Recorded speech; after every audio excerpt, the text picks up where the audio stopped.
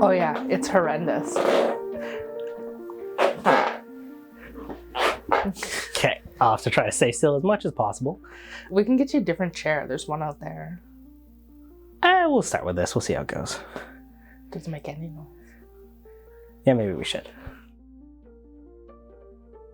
Hey, I'm Sam. I don't know how old you are, and I'm from Port St. John. 21. I just got very nervous. Oh, you don't have to be silly. Like, I'm Sam Wigglesworth. It's spelled Wigglesworth. Yeah, I'm so used to spelling it.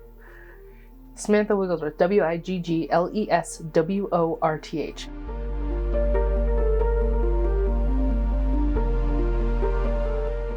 Well, for me, how I got into artwork was, the stereotypical, I've been drawing since I was a kid, blah, blah, blah.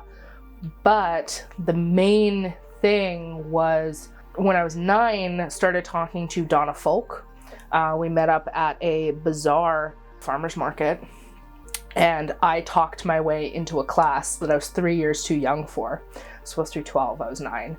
And she's like, yeah, I'll give you a chance. And I painted with her for almost every single weekend from age 9 to 16. Where the drive for that came from, nobody knows. Nobody in my family is artistic. And yeah, growing up, obviously I painted landscapes. That was my thing.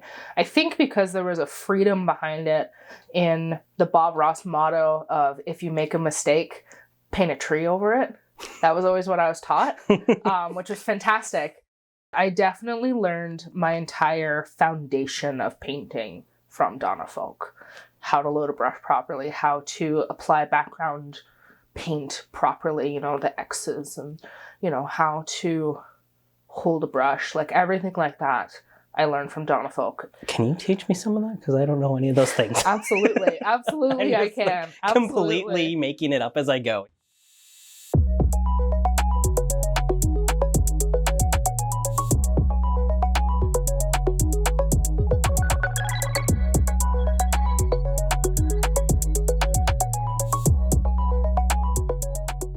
So obviously I grew up, painting landscapes, but when I went off to university, I wanted to kind of explore more things, and I started getting more into, the human body, specifically because I had a figure painting class. We had a live model that we would paint, and that was so drastically different than anything I'd ever done. And for me to be able to paint that freely and be encouraged to do that, it altered my entire perception, and I just painted nude bodies, shamelessly for a year. Somewhere along the line, it just switched to portraiture, which I find hilarious. And I tell this story a lot, but I kind of almost like a slight criticism against realistic portraiture artists, because I never understood the point. What is the point of painting a realistic portrait if you can just take a picture, right? And now, however many years later, I'm a realistic portraiture artist, and I don't know how that happened. It still flabbergasts me, and still me and my brother talk about it every once in a while, when did this happen?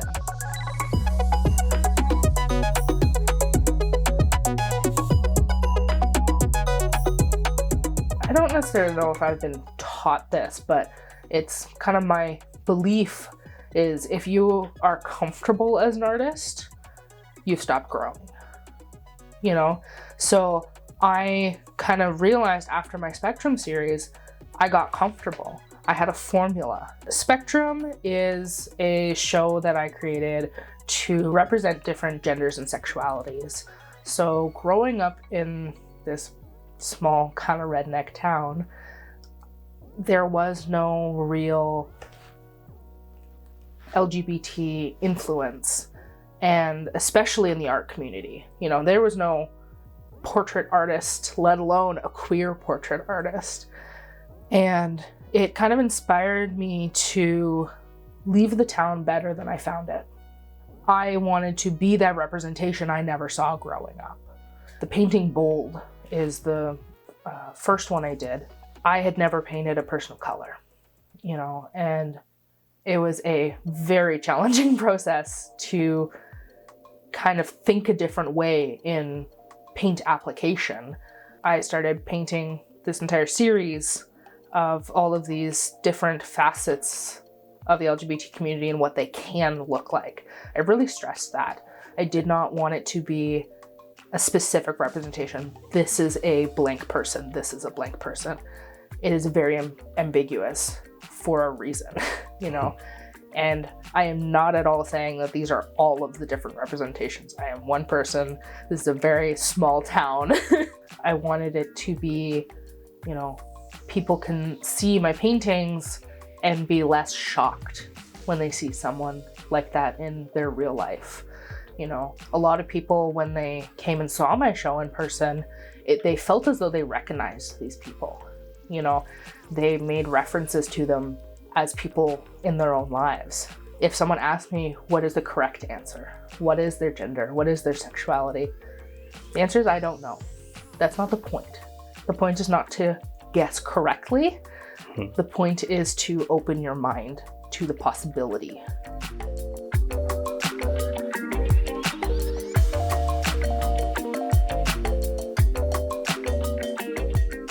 With Spectrum, I feel as though that is complete.